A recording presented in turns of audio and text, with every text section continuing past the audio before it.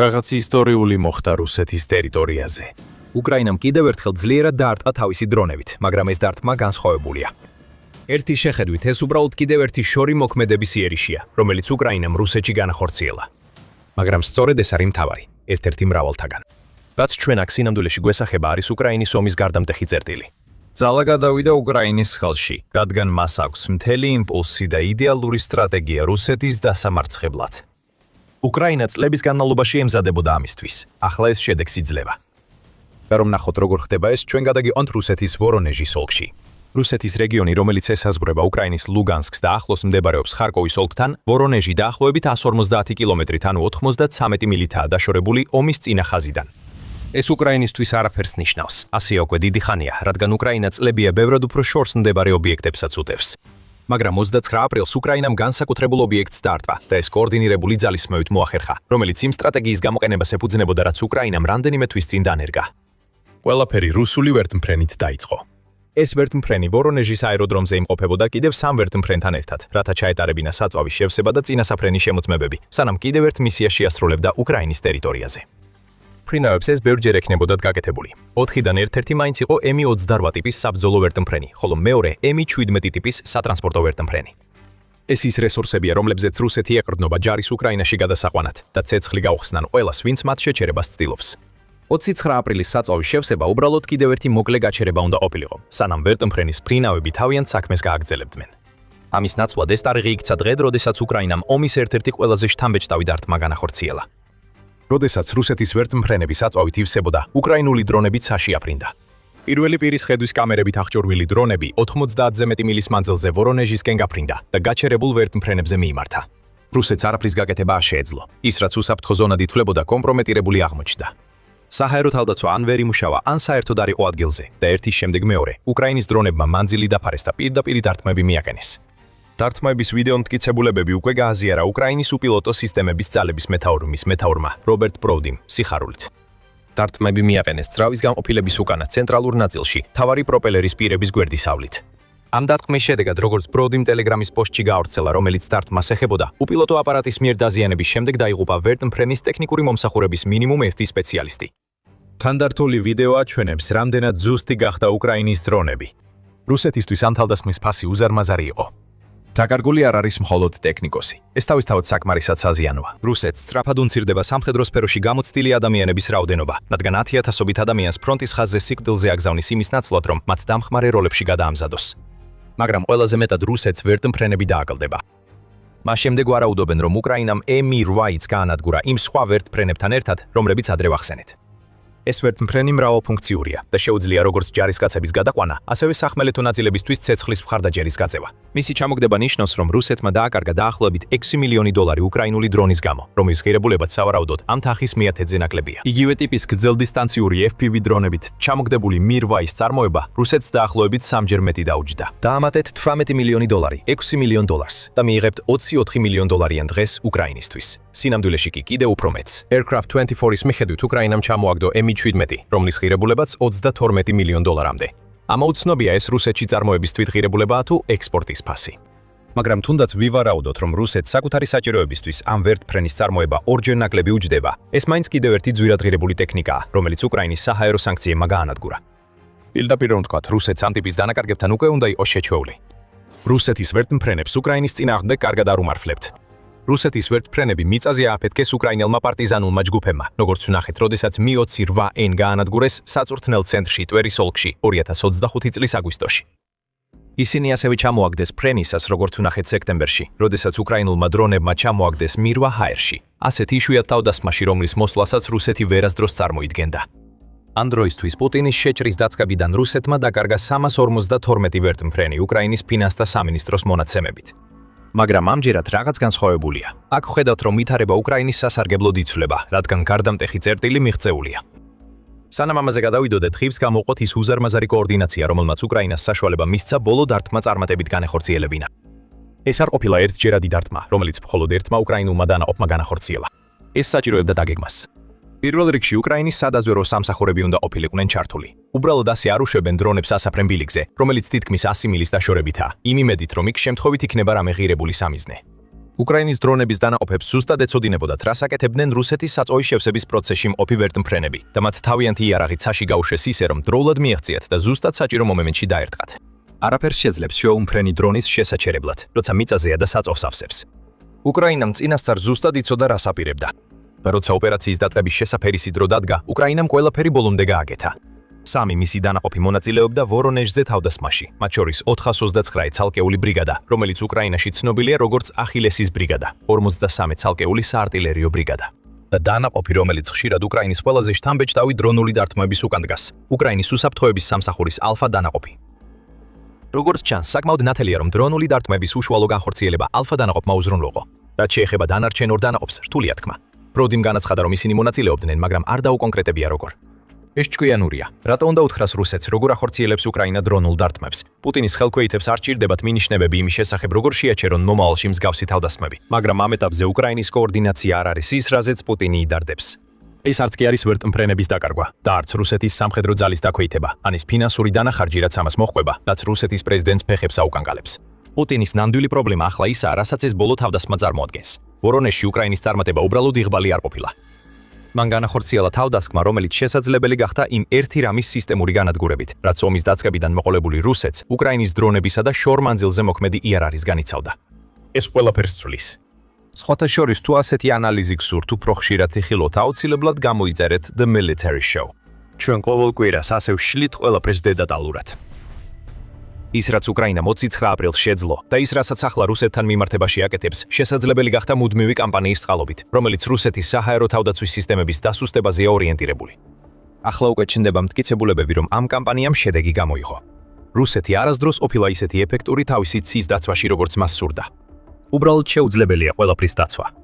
რუსეთი მსოფლიოში ყველაზე დიდი ქვეყანაა, რომლის საერთო ფართობი 17 მილიონი კვადრატული კილომეტრია, ანუ დაახლოებით 6.5 მილიონი კვადრატული მილი. რუსეთს რომ მხოლოდ საჰაერო თავდაცვა აეშენებინა, მაინც ვერ შეძლებდა მთელი თავისი ტერიტორიის დაცვას. დაუმატეთ ის ფაქტი, რომ მას უწევს უზარმაზარი რაოდენობის საჰაერო თავდაცვის სისტემების გაგზავნა ოკუპირებულ უკრაინაში, რათა დაიცვას ახლო ზურგში განხორციელებული დარტყმებისგან და შედეგიც გარდაუვალია. რუსეთის საჰაერო თავდაცვა უკვე გადაჭიმული იყო. უკრაინა ამ პრობლემას იმდენად ანძიმებს, რომ რუსეთს აღარ აქვს ის სისტემები, რაც სჭირდება თავისი ყველაზე ღირებული ობიექტების დასაცავად. ვორონეჟის დარტყმა მხოლოდ ერთია იმ მრავალიდან, რომელსაც უკრაინა ახორციელებს მთელ რუსეთსა და ოკუპირებულ ტერიტორიებზე. საკმარისია მხოლოდ ამ ვიდეოს შექმნამდე ბოლო რამდენიმე დღეს გადავხედოთ, რომ კიდევ ბევრი მაგალითი ვნახოთ. 1 მაისს გავრცელდა ინფორმაცია, რომ უკრაინის დრონებმა შეძლეს დარტყმა მიეყენებინათ აეროდრომზე, რომელიც ფრონტის ხაზიდან 1700 კილომეტრზე მეტით, ანუ დაახლოებით 1050 მილითაა დაშორებული. ჩელიაბინსკში მდებარე შაგოლის ავიაბაზა დრონებით დაარტყეს, რომლებმაც რუსეთის ულტრათანამედროვე Su-57-ის 2 გამანადგურებელი, ასევე Su-34 და კიდევ ერთი, ჯერ დაუზუსტებელი თვითმფრინავი დააზიანეს. ეს იყო ერთ-ერთი ყველაზე შორს განხორციელებული დარტყმა, რაც კი ოდესმე უკრაინას ჩაუტარებია და ამან რუსეთს თავისი საუკეთესო გამანადგურებლების ნაწილი და დაახლოებით 250 მილიონი დოლარი დაუჯდა. იმავე დღეს Le Monde-მა გაავრცელა ინფორმაცია, რომ უკრაინის დრონებმა ასევე შეძლეს მიაღწიათ პერმის ერთ-ერთ მსხვილ ნავთობგადამამუშავებელ ქარხანამდე, რომელიც უკრაინიდან 1500 კილომეტრით, ანუ დაახლოებით 930 მილითაა დაშორებული. ეს დარტყმა უკრაინის კიდევ ერთი კამპანიის ნაწილია, რომლის მიზანიცაა რუსეთისთვის ნავთობისა და ნავთობპროდუქტების გაყიდვიდან მოგების აღკვეთა. ეს ყველაფერი პუტინის საომარი მანქანის დეგრადაციას ეხება. და ეს ხდება მაშინ, როდესაც აერთიანებ დარტყმებს იმ ობიექტებზე, რომელთა შექმნაც რუსეთს ფულს უჯდება და ასევე თავდასხმებს ფინანსურ არხებზე, რომლებიც რუსეთს მეტის შექმნის საშუალებას მისცემდა. გადავიდეთ 3 მაისზე, როდესაც ლენინგრადის ოლქის გუბერნატორი ალექსანდრე დროზდენკო აცხადებდა, რომ უკრაინამ კიდევ ერთი დრონით იერიში მიიტანა რუსეთის ბალტიის ზღვის ნავთობის ტერმინალზე პრიმორსკში. რუსეთი ამტკიცებს, რომ ჩამოაგდოს 60 დრონი, რომლებიც ექსპორტის ტერმინალს ესმოდნენ თავს, რომელიც ალ-ჯაზირას ინფორმაციით დრეში მილიონ ბარელამდე ნავთობის გატარება შეუძლია. მაგრამ უკრაინა აცხადებს, რომ დააზიანა ობიექტები, ასევე სამხედრო გემი, საპატრულო ნავი და ეგრეთ წოდებლო ჩრდილოვანი ტანკერი. პრიმორსკი აპრილის დიდი ნაწილის განმავლობაში და ახლა უკვე მაისშიც უკრაინის ხშირი სამიზნე იყო. იგივე შეიძლება ითქვას ტუაფსაზეც. 1 მაისს უკრაინის დრონებმა დაარტყეს ტუაფსას ნავთობგადამამუშავებელ ქარხანას, რომელიც რუსეთის კრასნოდარის მხარეში მდებარეობს და ეს ბოლო თავდასხმა დაახლოებით 1 თვის განმავლობაში უკვე მეოთხეა. ასეთი რამ არ უნდა მეორდებოდეს. თუნდაც რუსეთმა დაუშვა შეცდომა და არ დაიცვა თავისი მნიშვნელოვანი ნავთობის ობიექტები, ერთი წარმატებული უკრაინული დარტყმაც კი საკმარისი უნდა იყოს იმისთვის, რომ პუტინი აიძულოს მეტი საჰაერო თავდაცვის გაგზავნა, მაგრამ ეს არ ხდება. უკრაინა აშკარად ქმნის უსაფრთხო საჰაერო დერეფნებს, რომლებიც საშუალებას აძლევს მას გაგზავნოს დრონები რუსეთის სიღრმეში, სადაც ისინი მთელი ქვეყნის მასშტაბით ურტყამენ. მაგრამ პუტინის უფრო დიდი პრობლემა ისაა, რომ ეს დერეფნები არ იკეტება მას შემდეგ, რაც დარტყმა ხდება. ისინი ღიარჩება, რათა უკრაინამ კვლავ და კვლავ გამოიყენოს. და როდესაც უკრაინის დრონები აღწევენ ისეთ ადგილებს, როგორიცაა პრიმორსკი და ტუაპსე, სადაც ადრე უკვე მიიტანეს დარტყმები, ისინი აღმოაჩენენ, რომ რუსეთს არ დაუყენებია ახალი საჰაერო თავდაცვის სისტემები მათ შესაჩერებლად. გაითვალისწინეთ, რომ ყველა ის უკრაინული დრონით განხორციელებული დარტყმა, რომელზეც ახლა ვისაუბრეთ, სანდრეში მოხდა. დარტყმა რუსეთის ვერტმფრენებზე ვორონეჟში სწორედ მანამდე მოხდა. რაც აქ ხედავთ, ეს რუსეთის სისუსტის ნათელი ნიშანია, რაც უკრაინას საშუალებას აძლევს ომში დიდი უპირატესობა მოიპოვოს. წლების განმავლობაში პუტინს შეეძლო რუსეთის ყველაზე ძვირფასი ობიექტების დაცვა. ძირითადად იმიტომ, რომ უკრაინას არ ჰქონდა შორ-მანძილზე მოქმედი შესაძლებლობები, რომ მათზე სერიოზული დარტყმა მიეყენებინა. გადატვირთული საჰაერო თავდაცვის სისტემები ომის პირველ რამდენიმე წელს საკმარისი იყო. 2025 წელს უკრაინამ დაიწყო დარტყმების გაძლიერება. როგორც ვნახეთ მისი კამპანიის დროს რუსეთის ნავთობგადამამუშავებელი ქარხნების წინააღმდეგ, როდესაც ერთი და იგივე ქარხანა რამდენიმე თვეში რამდენჯერმე დაიბომბა. 2025 წლის ბოლოსთვის უკრაინამ რუსეთის ნავთობის ინფრასტრუქტურაზე 140-ზე მეტი დარტყმა მიაყენა, რაც 2024 წელთან შედარებით 50%-ზე მეტი ზრდა იყო. მაგრამ ამ ყველაფრის მთავარი გასაღები უკრაინის თავდასხმებია რუსეთის საჰაერო თავდაცვის სისტემებზე. უკვე გადატვირთული ეს თავდაცვა ახლა გამოფიტულია. რუსეთის საჰაერო თავდაცვის ქსელში ახლა ხარვეზებია. ხარვეზები ყოველთვის არსებობდა, რა თქმა უნდა, მაგრამ ახლა ეს ხარვეზები უფრო დიდ ხანს რჩება ღია ვიდრე ოდესმე და ზოგ შემთხვევაში უბრალოდ აღარ ივსება.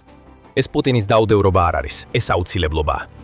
რუსეთს აღარ აქვს საჰაერო თავდაცვის სისტემების სარეზერვოდ, ამიტომ პუტინი იძულებულია შეარჩიოს რა დაიცვას.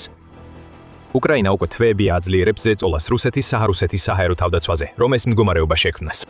Kiev Independent-ის მიხედვით უკრაინამ 2025 წლის ივნისიდან 2026 წლის მარტამდე რუსეთისა და ოკუპირებულ ტერიტორიებზე რუსეთის საჰაერო თავდაცვის სისტემებზე 492 დარტყმა განახორციელა. ეს რიცხვი თითქმის მე-13-ს შეადგენს უკრაინის ყველა დადასტურებული გრძელ და საშუალო რადიუსზე განხორციელებული დარტყმებიდან ამ პერიოდში. რუსეთის საჰაერო თავდაცვის სისტემების სისტემური განადგურება იყო მთავარი მიზანი და უკრაინამ არ შეწყვიტა ეს პროცესი მხოლოდ იმიტომ, რომ გრძელვადიანი ომის გარდამტეხილს მიაღწია. აი რა არის გარდამტეხი წერტილის არსი. ეს არის კრიტიკული მომენტი, სანამ ყველაფერი შეიცვლება და ახლა უკრაინა ამ ცვლილების მოხდენაზეა კონცენტრირებული. მაისის პირველ რიცხვში უკრაინის თავდაცვის სამინისტრომ განაცხადა, რომ აპრილში უკრაინის საშუალო მანძილის დარტყმების შედეგად 25 რუსული საჰაერო თავდაცვისა და რადარის სისტემა განადგურდა.